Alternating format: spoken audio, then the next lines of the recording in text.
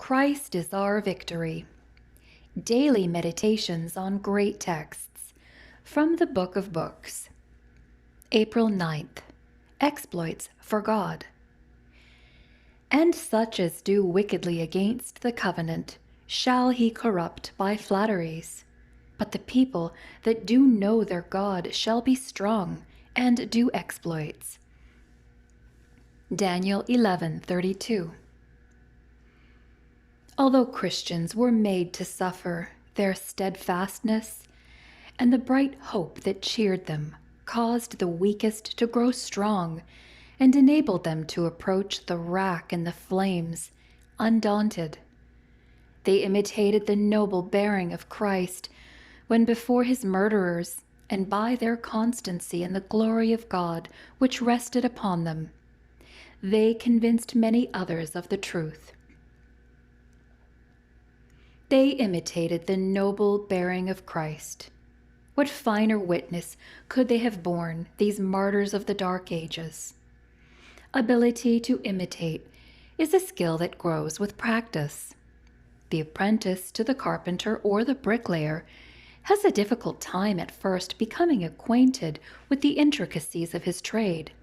But after he has learned a few things by watching and imitating, the next procedures are easier to master, and soon he finds himself able to develop the skill to copy whatever the master workman patterns.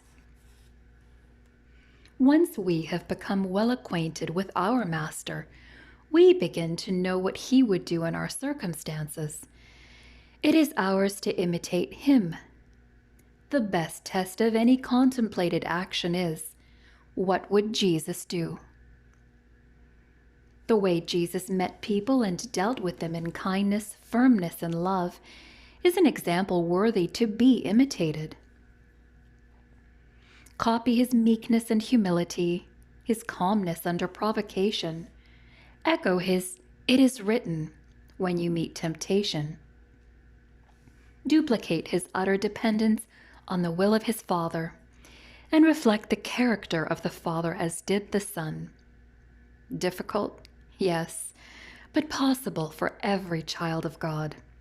When Christ is born within us, the effort to reflect his character begins.